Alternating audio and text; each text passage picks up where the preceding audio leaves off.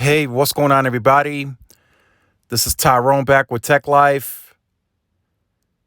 And this is a later video because this is something that's been on my mind all day.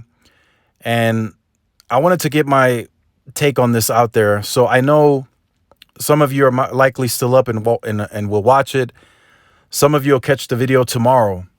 But I think a lot of people are underestimating AT&T's position. And what I mean by that, when AT&T announced how much C-band they bought, a lot of people took that as a negative because they didn't buy as much or anywhere close to Verizon and T-Mobile's 2.5 with its C-band holding.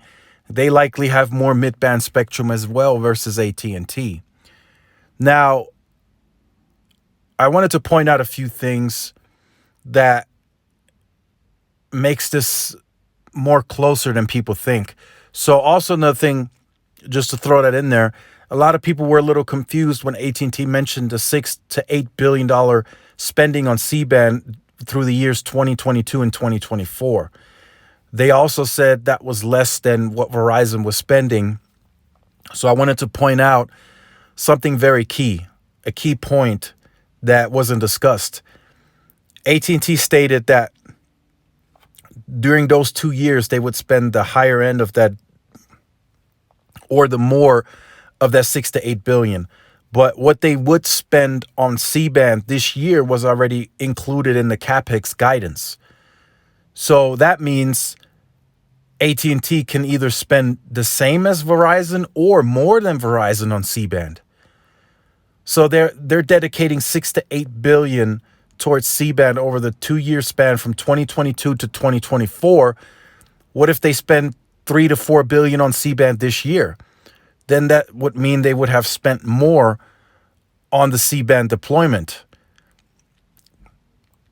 So that's very interesting. That's a key point that I wanted to throw in there that people didn't really discuss, that what they're spending on C-band this year is already included in the capital guidance. So with Verizon, that's not the case. That 10 billion over the next 3 years is dedicated towards C-band, and they'll start pulling from that 10 billion this year. So just keep that in mind with the differences that I kind of wanted to throw in there. And then as well with the spectrum total that AT&T has, remember AT&T is not doing fixed wireless. They're going the fiber route.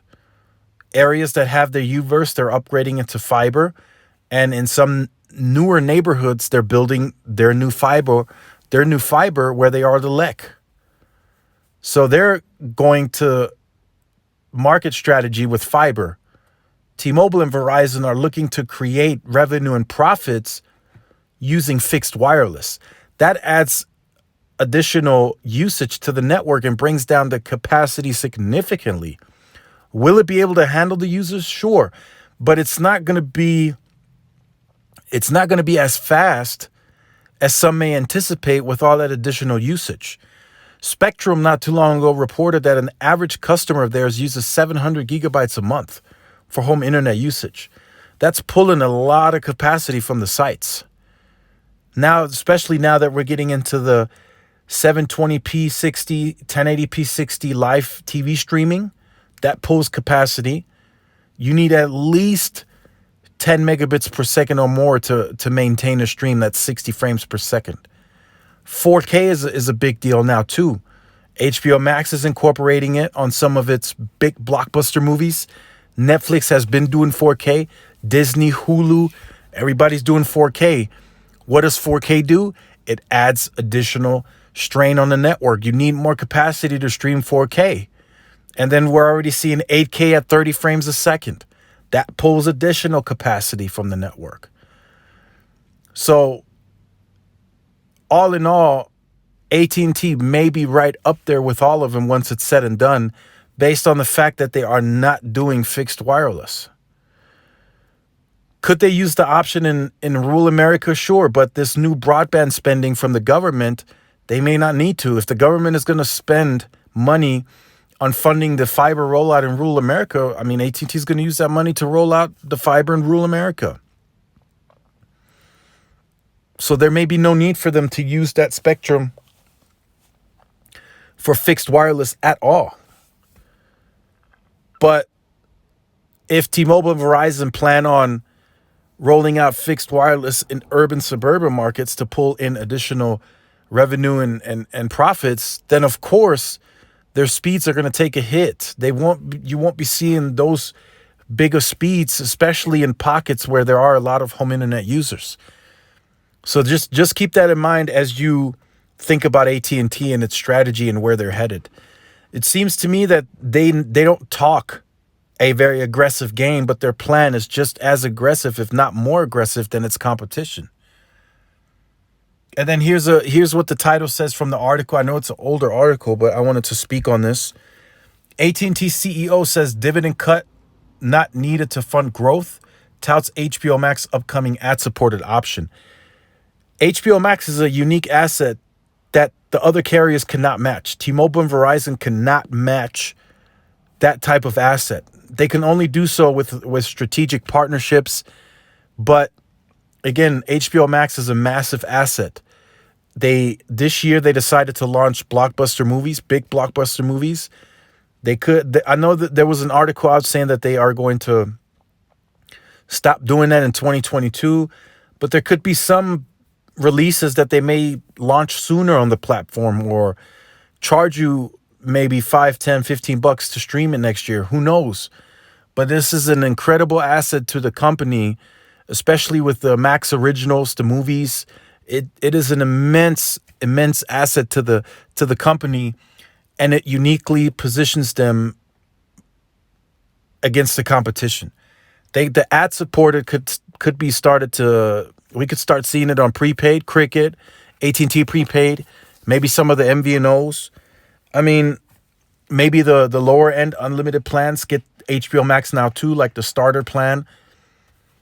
So they can uniquely position themselves to play around with this to work in their favor. They could test it out. They could say, okay, this is gaining us customers. We'll keep it. So this uniquely positions them versus the competition, big time.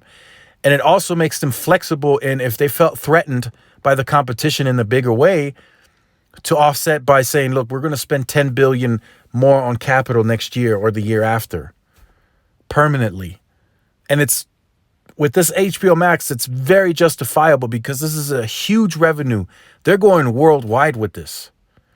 I know there are some licensing issues and they can't launch in Europe just yet, but they're going worldwide. That is something Verizon and T-Mobile can't match. They can't go worldwide with fixed wireless. They can't do it. So they're going to have to figure out another way how to make those profits and make that revenue grow. AT&T decided to buy up these companies to make that happen. That's something that happened under Randall Stevenson.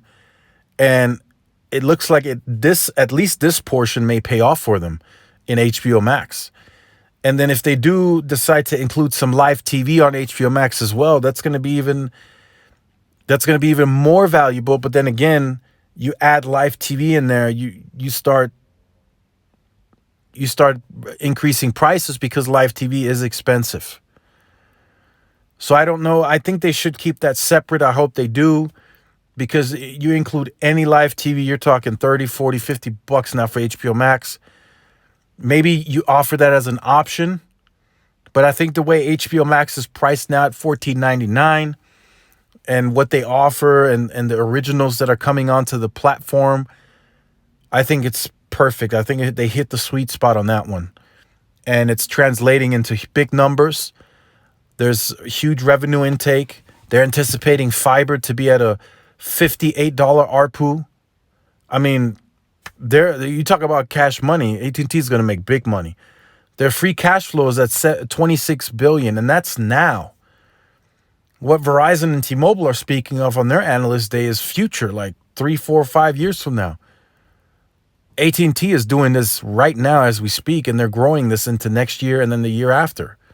And then in 2024, they explode with C-band, and at that point, their fiber will be more and more at scale. I mean, it's going to be massive. So that's just something that's been sitting on my mind that I wanted to discuss. Don't count out AT&T. I know they're not very well with being in the public eye. people say T-Mobile's the cool network, Verizon is the expensive network, and AT&T, people perceive them as the older network, and which is fine too, because that brings stability. But AT&T has to start working on changing that perception, and I hope they do so, because T-Mobile is very close on surpassing them on perception. So let me know what you think about this in the comment section down below. Look forward to reading your comments.